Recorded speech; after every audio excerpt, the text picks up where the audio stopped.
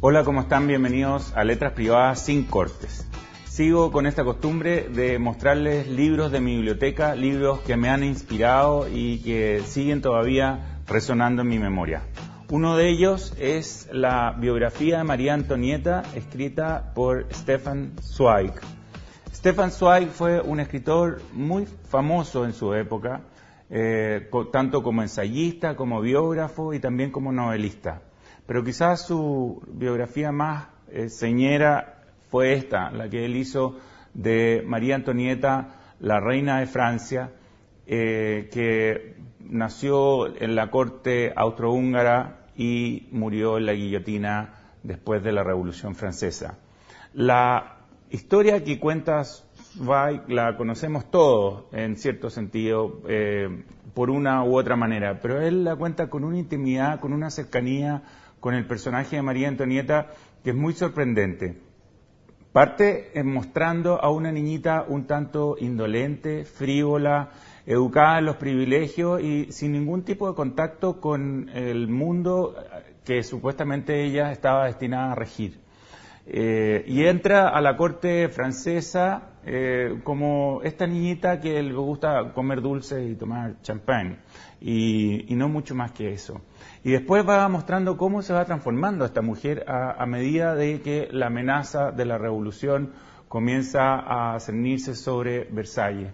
Y vemos finalmente cómo ella se convierte en reina y ella se convierte en una mujer a cargo de sus circunstancias, cuando ya son, digamos, ella y Luis XVI están bajo el control de las asambleas del pueblo francés. Es una verdadera novela, hay momentos de una intensidad emocional enorme.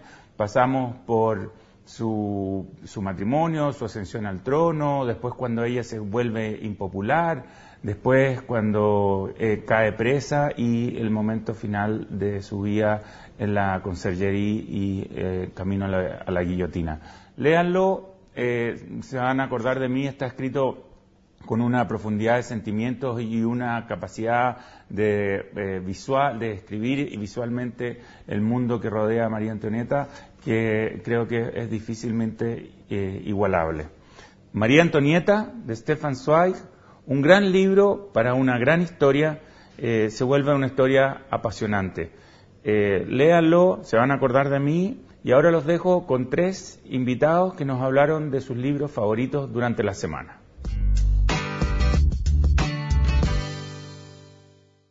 Hoy nos acompaña el candidato a senador Pablo Salaquet. ¿Cómo estás, Pablo? Muy bien, tocayo.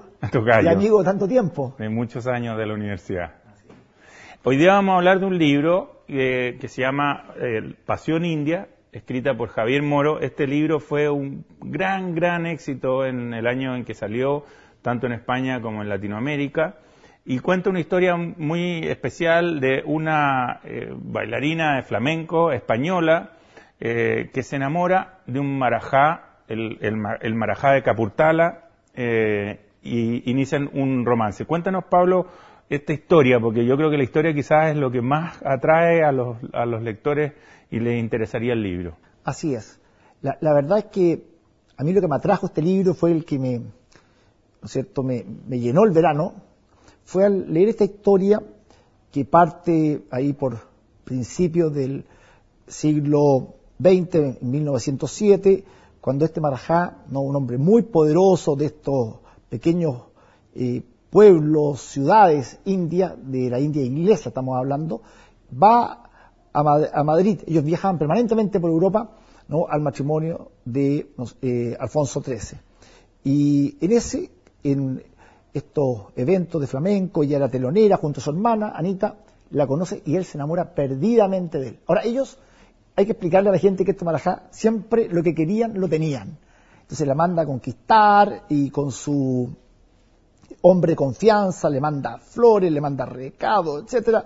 Los papás al principio veían como este hombre moro, papás de clase media de Madrid, ¿no?, este moro, y lo veían con sospecha, pero dejaban que las hijas pudieran salir juntas con él, ¿no?, a ciertos lugares espectaculares, como al Ritz, podríamos decir allá, del Madrid de la época, y poco a poco él la fue enamorando, conquistando este marajá famoso.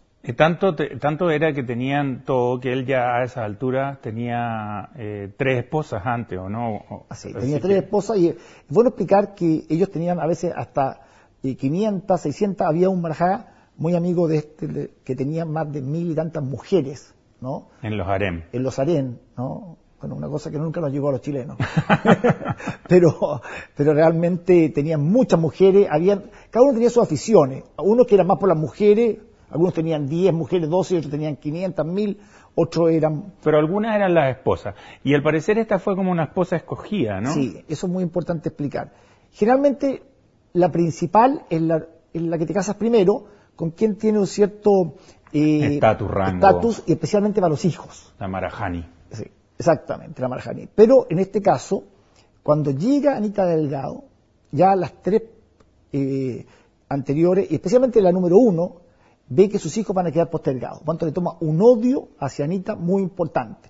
Porque lo primero que hace, ¿no?, el marajá de Capurtala es mandar a las otras 3 a una especie de palacio de segunda clase. Y solo ella vive con él, viaja con él, o sea, todos los otros beneficios que tenían las otras pasaron a ser postergados, y eso obviamente le crea a ella un ambiente bastante tenso. Anita le pide que su matrimonio en ese sentido sea más bien occidental en sus valores, que sea exclusivo, que lo vivan como un matrimonio de fidelidad absoluta. Absoluta, lógico. Bueno, eso fue parte de las reglas del juego, tanto así como que los padres le piden a él, ¿no? Los padres le piden a él esas condiciones. Hay que entender que esta familia Anita es de una clase media, española, con valores muy católicos, y era muy ligada a la Iglesia Católica. De hecho, muy cuestionada, incluso al momento de morir, si la van a dejar o no ser en un rito católico, porque ella se casa bajo los ritos hindúes. Entonces, esto todo para ella es una complicación. Sin embargo, hay que entender que una joven a los 17 años llega a la India, ¿no?, a casarse y a vivir una vida tan ostentosa, tanto así que cuando se baja del tren y entra a Capurtala, entra, ¿no?, en el lomo de un gran elefante, pero de todo lujo, y la gente la alaba, le tira flores, el rey hace una gran fiesta, y esto hay que verlo. Parece como la historia de María Antonieta cuando llegó a Francia también, que le hicieron más fiesta, sí, que a ninguna, y después la sacaron decapitada. Bueno, aquí se portó razonable bien en lo económico el marajá, pero obviamente con el pasar de los años, él la cuidó mucho, durante muchos años, al principio, ¿no? Y la viajaba, y la defendía, y se jugó por entero en algo que fue muy complejo, que nunca lo logró, y que tanto para ella como para él, especialmente para ella, fue muy duro, que la colonia inglesa, los ingleses imperantes que dominaban la India en aquel momento, nunca la reconocieron a ella como la señora oficial, nunca le dieron el estatus de inglesa. Él trató que fuera considerado, y siempre la postergaba en la fiesta, exceptuando algunos marajás que se enamoraron también de ella. Parece ser que era muy buena moza esta mujer, y que la recibían con todos los honores oficiales, pero en general era tratada también como segunda clase. ¿Cómo era este mundo de Capurtala? ¿Cómo era el mundo de estos microestados dentro del Imperio Británico de la India? Bueno, aquí hay otros temas que a mí me llevaron a pensar también en lo que ocurre hoy día.